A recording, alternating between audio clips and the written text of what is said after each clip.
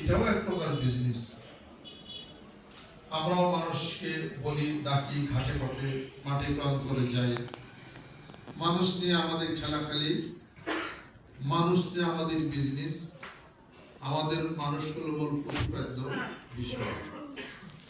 এই মানুষকে আমরা জল্পনা কল্পনা করি, সাপুরা যেভাবে সাপকে জল্পনা কল্পনা করে আমরাও তাই করি। আমাদের ফাংশনটা হলো এই মানুষের ভিতরের যে একটা জগৎ আছে, আত্মার জগৎ, রুহের জগৎ, কল্পের জগৎ, এই জগৎ নিয়ে আমরা চলাচল করি, কথাবার্তা বলি, মানুষকে বলি। মানুষ বাহিরের জগৎ নিয়ে যত দৌড়াদৌড়ি করে, ভিতরের জগতের খবর কেউ বলে না। এই খবর কে দিচ্ছেন? মহান মাহবুব দিচ্ছেন কোরআনুল কারীমের মধ্যে।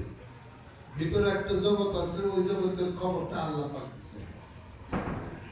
যারা যারা জানে, কোরআন শরীফ তেলাওয়াত করেন, হাদিস শরীফ পড়েন, তারা ওটা জানছেন, তারা মানুষকে দাওয়াতটা দেন। তারা কি কোনো অপরাধ করেন? আল্লাহ পাক কোরআনুল কারীমের মধ্যে ইরশাদ করেন, আলা বিযিকরিল্লাহি তাতমাইন্নুল কুলুব। যদি তোমরা আমার জিকির করো, আমার স্মরণ করো, আমার জিকির করো, সুবহানাল্লাহ।